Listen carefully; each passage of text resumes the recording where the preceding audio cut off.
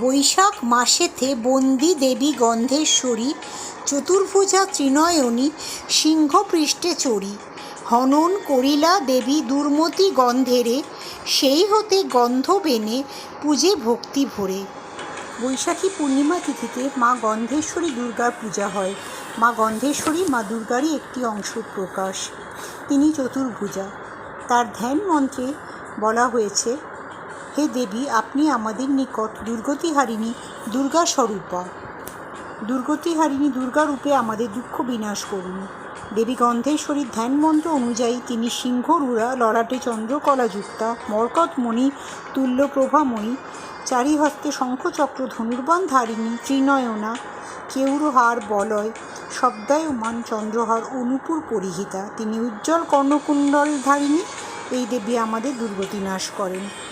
মূলত গন্ধেশ্বরী দেবী বৈশ্য বণিক শ্রেণীর দ্বারা আরাধিতা। গন্ধবণিকগণ এই দেবীর পূজা প্রচলন করেন। বৈশাখী পূর্ণিমাতে বাণিজ্যে শ্রীবৃদ্ধির জন্য বৈশ্য বণিক সম্প্রদায় এই দেবীর আরাধনা করেন।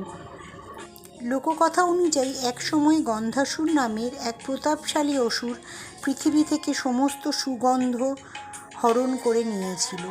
ফুল থেকে সুবাস উধাও হয়েছিল, প্রকৃতি হয়ে পড়েছিল রুক্ষ আর দুর্গন্ধময়। সৃষ্টির এই সংকটকালে দেবী দুর্গা এক বিশেষ লৌকিক রূপে অবতীর্ণ হন এবং সেই গন্ধাসুরকে নিধন করে পৃথিবীকে কলঙ্কমুক্ত করেন। প্রকৃতির হৃত সৌরভ ফিরিয়ে দিয়েছিলেন বলেই ভক্তরা ভালোবেসে তার নাম রেখেছিলেন গন্ধেশ্বরী। লৌকিকতার কারণেই দেবীর রূপকল্পে ও অস্ত্রসজ্জায় নানা ভিন্নতা দেখা যায়। কোনো বিশেষ শাস্ত্রীয় বাঁধন নয়, বরং ভক্তের ভক্তি অনুযায়ী তার রূপ ও চার হাতে ধরা আয়ুধের সজ্জায় বিচিত্র পরিবর্তন চোখে পড়ে। রূপ যাই হোক না কেন, তিনি সেই মহিমাময়ী সিংহের ওপর অধিষ্ঠাত্রী মা দুর্গারই এক অনন্য লৌকিক প্রকাশ। মা গন্ধেশ্বরীর সাথে ব্যবসা বাণিজ্যের সম্পর্কটা কেবল ঐতিহ্যের নয়, বরং তা অস্তিত্বের। প্রাচীনকালে গন্ধবণিকদের ব্যবসার প্রধান উপকরণ ছিল চন্দন, অগরু, মৃগনাভি আর নানা সুগন্ধি মশলা। ব্যবসায়ীরা বিশ্বাস করেন তাদের ব্যবসার মূল সম্পদ এই সুগন্ধ দেবীর আশীর্বাদেই সুরক্ষিত থাকে। আগেকার দিনে যখন নৌকায় করে দূর দূরান্তে ব্যবসা চলত, তখন জলপথে বিপদ আপদ থেকে রক্ষা পেতে এবং লাভের আশায় বণিকরা এই কুলমাতার শরণাপন্ন হতেন।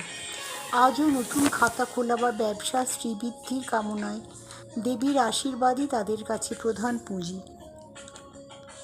প্রাচীন বাংলার সেই সপ্তটিঙা মধুকরের বাণিজ্যের সময় থেকে আজ পর্যন্ত গন্ধবণিক সম্প্রদায়ের মানুষেরা তাদের আদি জননীকে পরম মমতায় আগলে রেখেছেন। বৈশাখী পূর্ণিমার শান্ত পরিবেশে যখন মায়ের সামনে প্রদীপ জ্বলে ওঠে, তখন সেই আলোর শিখায় প্রতিফলিত হয় এক জাতির গৌরবময় ঐতিহ্য আর তাদের প্রিয় কুলদেবীর প্রতি অগাধ ভালোবাসা। মা গন্ধেশ্বরী এভাবেই এক বিশেষ জনজাতির হৃদস্পন্দন হয়ে যুগে যুগে ধুমধাম রূপে পূজিতা হয়ে আসছেন। জয় মা গন্ধেশ্বরী দুর্গার জয়।